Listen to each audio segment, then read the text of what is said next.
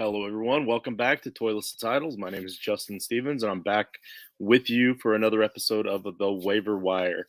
Um, as you can see, I'm getting a little scruffy here on the face. Just want to take this opportunity to remind everybody this is No Shave November, Men's Health Awareness Month.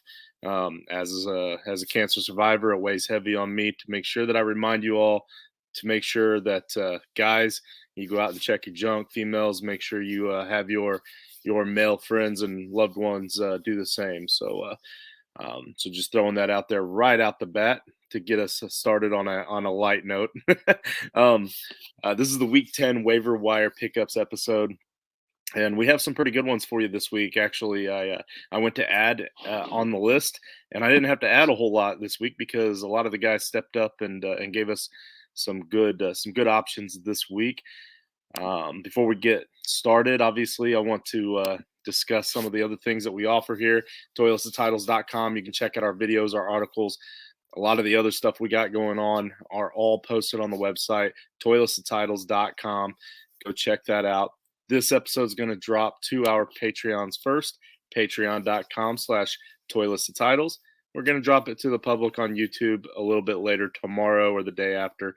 Not really sure just yet, but when you see how many of these waiver wire options that our own producer Andrew Campy hit last week and the last couple of weeks, you might want to subscribe to that Patreon for us and get this episode a little early so you can get a jump on your competition.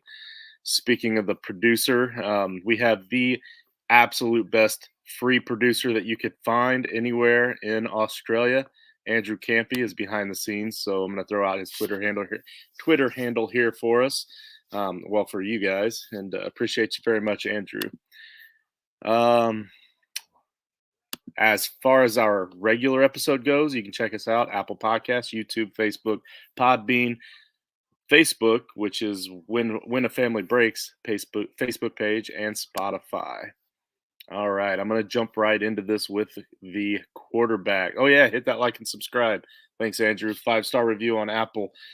But yeah, so we're going to jump in with the quarterbacks first.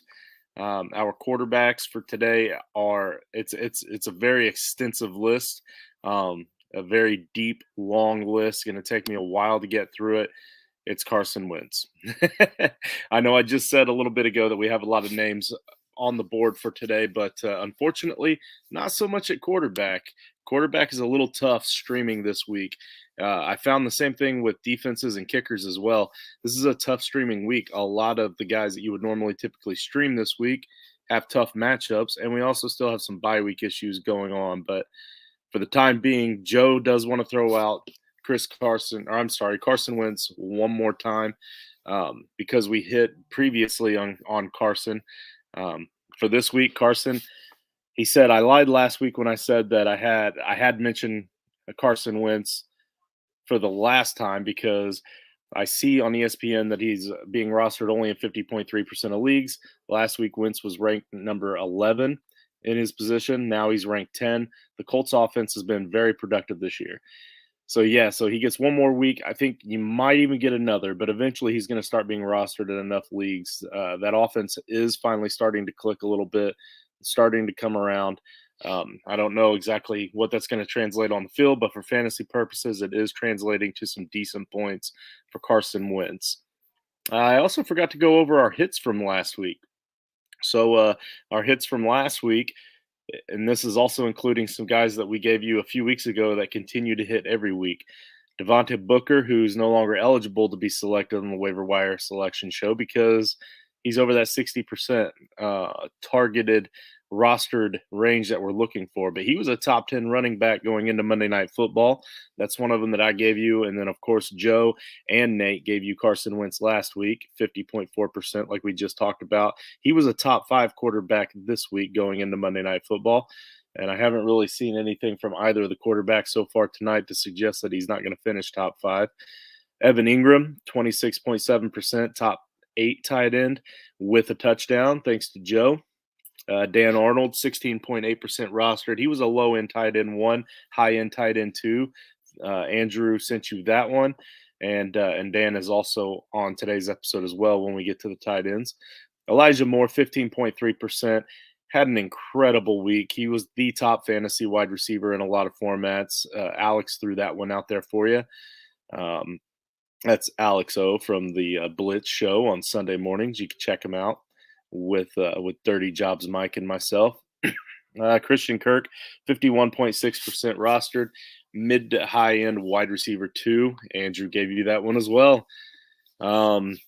And yeah, Andrew, I got to admit, I am getting kind of tired of saying your name here, buddy. But good job, you nailed it. Kenyon Drake, he's also no longer eligible for the waiver wire episode. He was a high end RB2. I gave you that one as a streamer. I actually honestly didn't foresee him doing even as well as he did, but yeah, so I'll take it. I was kind of expecting more of a flex play. He was a high end RB2. Ty Johnson, Andrew gave you Ty Johnson. He did fall into the end zone for you in some late in that Colts game, and got you low end RB2 points. He is 20.5% rostered. Pat Fryermuth is tearing it up right now, so this is definitely going to be Andrew's biggest claim to fame from this past week. 32.9% rostered, and he is currently the number 1 tight end in fantasy football for week 9. And it's only just begun the fourth quarter when I decided to start shooting this episode. So, a hell of a hit there, Andrew. So good on you. Next, we're going to look into the running backs. I'm going to start with Mark Ingram at running back. Mark Ingram is 23.3% rostered.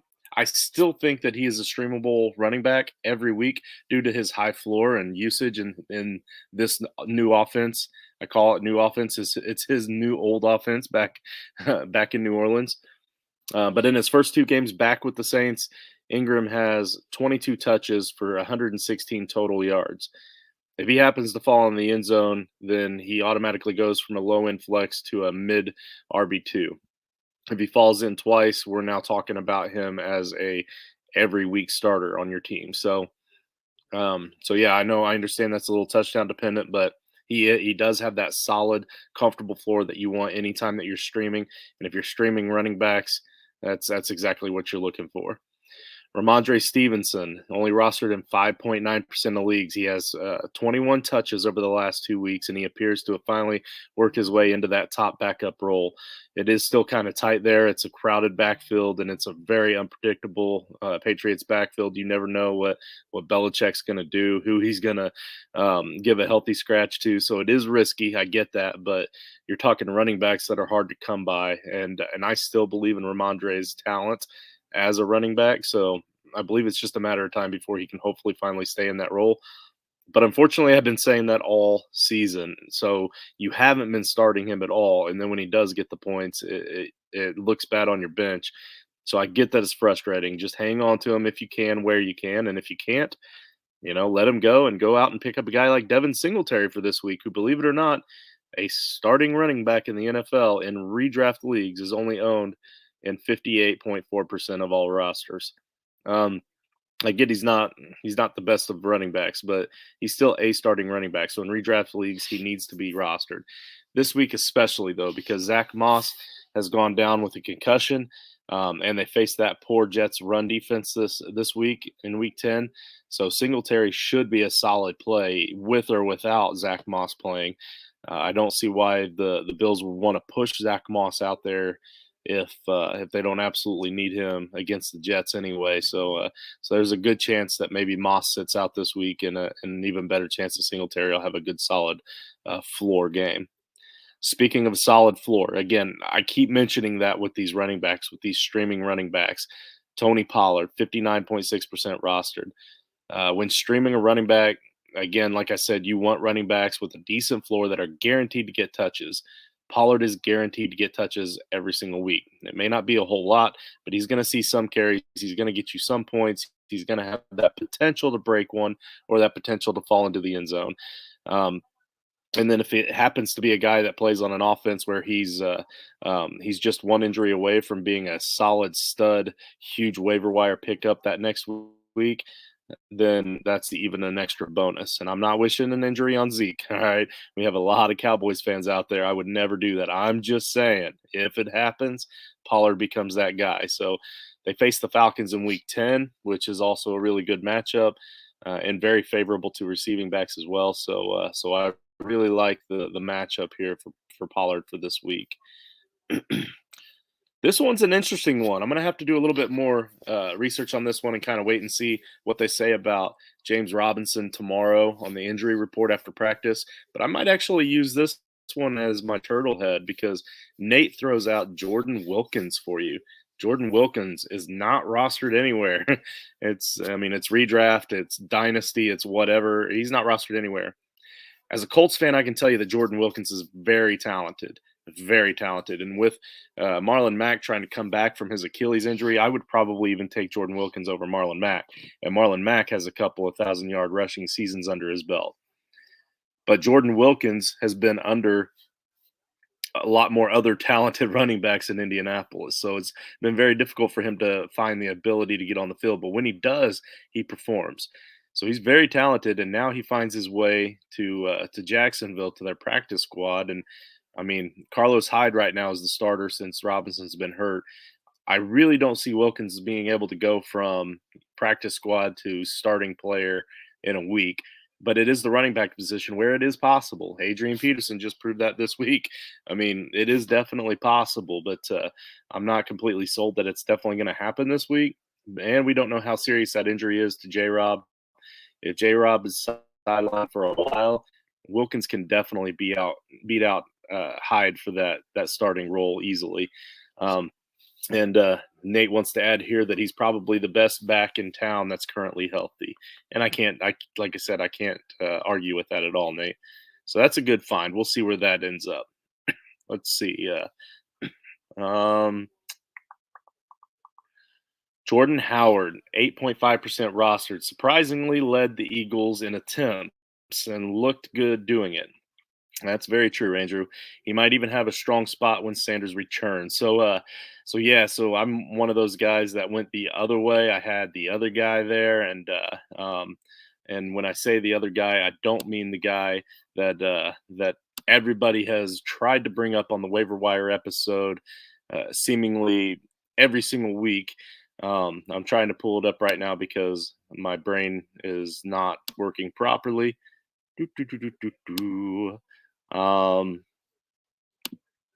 And of course, I'm looking on a league where everybody's owned. Yeah, so I went with Boston Scott in most of my leagues that where I was trying to stream or desperately needed a running back. And then everybody keeps trying to say Kenny Gainwell every single week on this episode, on the waiver wire episode. And wouldn't you know it, the week that I go with Boston Scott is the week that Gainwell actually does pretty decent. And then Howard had a pretty solid game. Gainwell, 2 carries for 3 yards. And then I'm not really sure. He did have a touchdown on one of those short runs, though. So that's where he kind of looks much better on paper. But those touchdowns are not a sticky stat. So especially in that offense. So I'm still not trusting Gainwell like a lot of the guys here are. But obviously in Dynasty, Gainwell's proven enough to at least roster. But Howard out of nowhere came in with 17 carries, 71 yards, and a touchdown. Boston Scott obviously is going to be the backup there, and I don't understand how. He had a 4-yard per carry average. He looks good when he's running, but I mean, it's the Eagles. They'll find a way to screw it up, right? Let's see. Brandon Bolden, 7.2% roster going forward. I hope and then this is Andrew speaking here.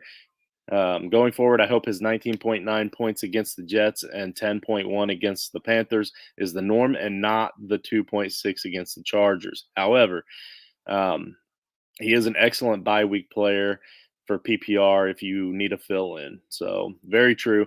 Like I said, I went with Ramondre Stevenson earlier. He's going with Brandon Bolden here. A recent history would suggest that you'd want to listen to Andrew. Because he's been a lot more successful on these hits recently. But like I said, that's still a muddy backfield. You're still taking a chance no matter who you go with there. But, one of them is going to do something. So if you really need to stream a running back, pick up the one that you can and hope for the best. Somebody did sneak in Ty Johnson here, actually. Andrew snuck that one in. He said, I'm still I'm still trying to stream and pick up Ty Johnson where I can. He's 20.5% rostered in ESPN redraft leagues. So that's probably still a good one. He's still touchdown dependent, just like most of these running backs, but I definitely don't mind that pick either. Let's see. I believe that's it for the running backs. Wide receivers is actually a big list this time. We have a decent list, and Joe, Andrew, and myself. I mean, for several weeks now, we've been pushing Rashad Bateman. Rashad Bateman is now 25% rostered, so that's slowly going up every week. He will be breaking out any week now. I can promise you that. It's going to happen. Right now, he's only averaging 4 catches for 54 yards per game, but that's also in his first 3 games of his NFL career. So maybe this breakout might happen in the second year, but it also very potentially could happen this week against the Dolphins. That Dolphins secondary is bad. He's only a touchdown away from everyone else recognizing that he could also be a big deal in the league too. So if he scores a touchdown this week, which I am projecting he'll score a touchdown, I think he scores a touchdown and has about 60 yards. So that's about 12 points. You figure that's probably on about 4 catches. So you're looking at about 16 full PPR points for Rashad Bateman this week. So so go out and pick him up where you can, start him where you can, and be that guy that had him in your starting lineup in his breakout week. That'll be something that maybe you can remember down the road when he's one of the better wide receivers in the league. Nate brings you Olamide Zaccheaus, and I think he's bringing up Olamide Zaccheaus here because this is one guy he doesn't have to come up with a nickname for. You already can't get more badass than Olamide Zaccheaus. 0.3% rostered. He's not a flashy ad, he says right here, by any means, but he did catch all 3 of his targets against the Saints for 58 yards, 2 of those targets being for touchdowns. Obviously, that production is not something that you can expect every week moving forward, but with Ridley being out, he does move up the depth chart, so he will at least get more opportunity and more looks. So going forward, he's going to get more targets. We'll see what happens. Tyler Johnson only rostered in 0.9% of leagues. This is in a very crowded wide receiver room, and it makes him a little weary, is what Nate says. It makes him a little weary to start Tyler Johnson. But he was effective in week 8 against the Saints. The Bucs have a pretty easy schedule for the next few games. TJ caught 5 of 6 targets against the Saints for 65 yards. Give the former Golden Gopher a shot. So yeah, obviously this is with Brown being on the mend right now with that heel injury that he has. Sounds like something that might be keeping him out for a little while. And if they have an easy schedule coming up for a little while, again, you're streaming, you're going through bye weeks, you're going through injuries. Maybe you had Brown. So you're trying to find guys to step up that'll score you anything. Tyler Johnson could be that guy. I really like the next one. I really do. But we already had a couple people already put him down. I'm going to let them have the credit for this one. Alex and Rich both had this guy down. Let me see if anybody else had him. Ben. So Alex, Rich, and Ben will all get credit for this one because he already kind of broke out the last couple of weeks. But we're talking about Donovan Peoples-Jones. DPJ is 5.5% rostered in the biggest beneficiary of the Browns waiving OBJ, which, by the way, I just got the update on the Sleeper app in case you are waking up in the morning and seeing this or going to bed tonight and seeing it and you missed that notification that OBJ is being highly considered in Seattle. It's something that Russell Wilson really wants, and it's something that evidently their staff is doing a lot of research on. So good luck with that. I mean, good luck with that. But anyway, with OBJ gone, he was able to connect with Baker for 60 yards and a touchdown in week 9. Granted, a lot of those 60 yards was on one long big play. I believe he only had 2 or 3 catches on the game. But the week before that, he had over 60 yards, and he has looked pretty good. So he was a talented back too, or a talented wide receiver too. Let's see. Rich says same thing. He showed what he can do. if he is involved more in the offense and as a young wide receiver is still growing and taking advantage of the opportunity. Let's see. I liked what Ben had to say. Ben said, let's see. He has always had the talent. He was the number one wide receiver in the 2017 high school class. Then he went to Michigan, where top prospect wide receivers go to die, which we know is very true. Well, now he's going to get a chance to shine. I think he can be a bona fide wide receiver 3 down the stretch with upside to truly explode. I think it's a pretty accurate assessment right there. I think week in, week out, he'll be a wide receiver 3 every week. And then if he gets that big play touchdown, then now you have a high end wide receiver 2, potential low end wide receiver 1 week out of him out of nowhere. And he also says that he could even be available in a shallow dynasty league as well. So we got that. There's another one that we don't have the name on the board here for because it was a late ad by Rich. Rich threw in Deshawn Jackson. Deshawn Jackson, 2.1% roster, will step up in where Ruggs left off. He says 2 to 3 receptions per game with huge upside as Carr will be throwing him the ball. Jackson will also do some damage underneath and sweeps and will be more consistent than Ruggs did. Okay. Jackson is a savvy vet and that knows how to get it done. Okay. All right. So he's saying the old man, the old speedster, is going to go in there and stay healthy and get it done for his Raiders. So maybe a little bit of bias in there, but at the same time, somebody's got to do it. It very clearly wasn't Bryan Edwards that got me 0 catches on 4 targets and cost me a game this week. And probably would have cost me another game too if I would have actually been close in that second one too.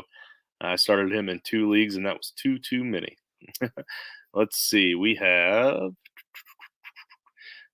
Christian Kirk. Andrew also mentions Christian Kirk. He doesn't want you to forget about Christian Kirk. He's still available or rostered in 54.6% of leagues. So he's still out there. Elijah Moore. Ben brought up Elijah Moore as well.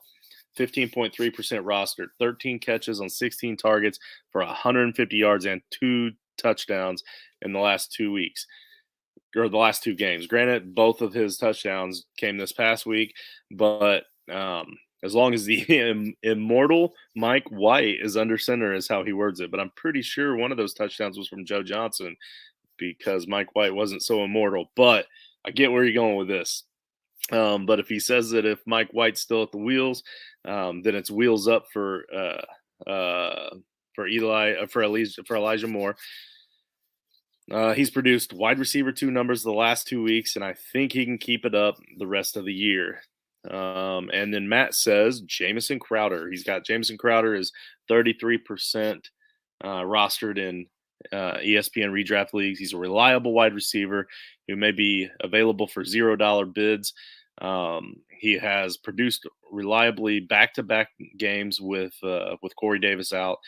He won't be a league winner by any means, but he is a great week-to-week, bye-week replacement to cover your wide receiver 4 position. So more like a flex in these redraft leagues that we kind of steer these conversations towards. Let's see. I believe we have tight ends next. So our tight end position, we have Tyler Conklin to kick us off here. So Tyler Conklin, 54.6% rostered. Again, this tight end position was another one that was tough. Tight end, quarterback, kicker, defense, all of those positions were a little bit tougher this week because of the way that the bye weeks fell and the fact that our typical streamers have tough matchups this week. But Conklin actually has a pretty juicy matchup coming up this week against the Chargers. And he has been the only real tight end that's getting any kind of usage at all in Minnesota. That gives you a good solid floor for a streaming tight end, which is what you want if you're streaming a position. Just like I've been saying over and over, you want that solid floor with the touchdown potential. Conklin could still fall in the end zone for you and end up having a huge day for you. Either way, you're having at least a decent game from him against the Chargers. Let's see. Logan Thomas. Alex gives you Logan Thomas, 47.3% rostered.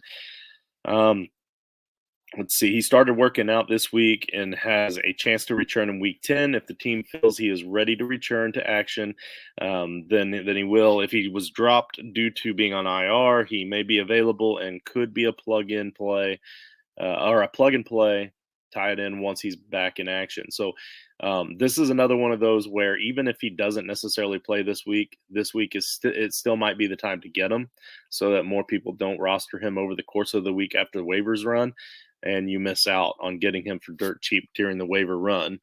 And then or worse yet, he ends up game time decision. He plays this week and plays pretty decent, and then everybody's after him next week in the waiver wire. So, so this is definitely a guy you want to try to pick up now because he's proven that he's a solid tight end in fantasy when he's healthy and playing. So, so get him now while he's about to become healthy. Let's see. Joe says Dan Arnold here. Dan Arnold, and Andrew also says Dan Arnold again. Again, this is brought up again from last week, and I believe one of them even mentioned it the week before. But Dan Arnold of the Jags being rostered in 17.3% of leagues. In 3 out of the past 4 games, Arnold has ranged between 7 to 10 targets and has gotten 60-plus yards in each of those 3 games. Andrew didn't really add to that. He just wants to remind everybody that he's still picking him. And then, of course, Andrew threw on Pat Freiermuth again this week. Obviously, now I see it. Now I agree with him. And now I want to put him on my list as well. But obviously, Andrew called it first, so I'm letting him have it. But he said he mentioned him previously. However, he's the lead tight end for the Steelers. Another tight end or another touchdown in tonight's game, and that was actually before he got that second touchdown. So, like I said earlier, 2 touchdowns tonight alone for Pat Freiermuth, who definitely does fit that comparison that they keep talking about on TV to Heath Miller. Only maybe even a little bit more athletic Heath Miller. So, obviously, Ben's going to love that. Let's see. David Njoku, I didn't really put on the board in the background here, mostly because it looks like Andrew's not fully committed to this. He's just kind of watching Njoku to see how the OBJ vacancy works out for Njoku. He wants to kind of see how it's going to work for Njoku to kind of step into that tight end 2/wide receiver 3 sort of option in their lineup. So a guy that could potentially see more targets, but he also could potentially maybe see more inline blocking plays to try to free up more time for Baker. Like, we don't really know what it's going to look like, so it's kind of a smart move. Just watch the game. Go back and watch the video from this past week without OBJ. Maybe watch this week, see what you think. But again, when it comes to waivers, if you wait too long, then you might miss out. So if you got the roster spot and you really think there's a chance that something's there, go ahead and pick them up and see what happens. If nothing else, try to ride a little bit more of Campy's luck here, and maybe he's hitting on something here that he doesn't even realize he's got. Let's see. After the tight ends, we have the miscellaneous department, kickers, defense, and IDP. I love my kickers, so I'm going to go ahead and start off there in this category. We have the guy that's going to be on the thumbnail for this episode, Dustin Hopkins, 2.2% rostered. He has a nice matchup this week in Week 10 against the Vikings, so I'm really just playing the matchups here with the kickers this week. Nothing fancy. I'm not getting cute with it. Michael Badgley's the other one, 12.4% rostered. He hasn't missed a kick since joining the Colts 4 weeks ago, and he faces the Jaguars that are among the bottom in the league against kickers. And it's a lot easier to get field goals in a divisional game than it is to get extra points. And what I mean by that is it's harder to get touchdowns than it is to get field goals. So it is a divisional game. The Jaguars always play the Colts hard. And like I said, they give up a lot of points to kickers. So everything's just kind of working right for Badgley to actually have a pretty good, solid game this week. He's actually the kicker I would target out of the two of them between him and Hopkins, but Hopkins hasn't made it on our thumbnail yet, so he gets the nod this week. Let's see. The defense and special teams, I only have one for you. And like I said, it's another tough week for that, but I've got the Packers defense here, 28.4% rostered. The Packers have become a consistent top 5 defense almost every single week. It's kind of odd how their defense can look so bad on the television, but yet look so good in fantasy points. So they're doing pretty well, especially against the run. They have looked pretty good against the run too. They do pass the eye test there, but not the best matchup considering that Russell Wilson is trending towards playing this week. But with the bye weeks and like I said, some of these rough matchups, our typical streaming defenses just aren't there this week. This might be your best option if you're streaming defenses. IDP, we got our IDP bonuses by Sheps. Jonathan Cooper, linebacker for Denver. He said with Vaughn gone, Cooper stepped up. The 23-year-old rookie had 3 solo tackles, 2 tackles for loss, 1 assist, and 2 sacks. He's worth a roster spot in deep IDP dynasty leagues. Marcus Davenport, defensive end for New Orleans, is the next one up. He says that after being out 2 to 6 weeks, Davenport has been put back into the lineup and is gaining steam at the right time.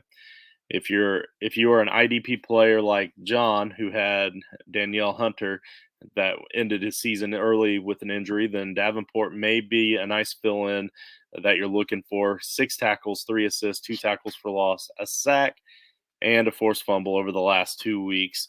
Time to add him to your rosters. Now, I'm hearing a lot of cheering on that game back there in the on my TV up here, and I've got some serious fantasy implications going on here. It looks like I still barely have AJ, the Aussie guy, in a big league that I'm undefeated in, where you steal players from the other team if you beat them. So, AJ, if you catch this, I really hope I'm able to pull this off, because there's no reason that my team should lose to your team this week, and I'm so ashamed that it's even this close. Yeah, I'm up by 5. I have Najee Harris still left. He has Ben Roethlisberger left, and there's 1 minute left to go in the game. But the Steelers down by 1, so who knows what could happen here. All right, but that's it for the waiver wire episode. That's it for me. Do want to run through real quick here with the banners again. We've got toiletstitles.com. Make sure you check that out.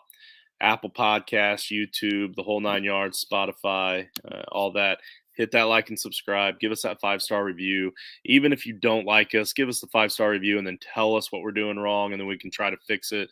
Even if that includes getting me off of the waiver wire episode and getting people that aren't going to put you to sleep. So and then maybe I could check with the other guys. Patreon.com/toiletstitles. Thank you, everybody.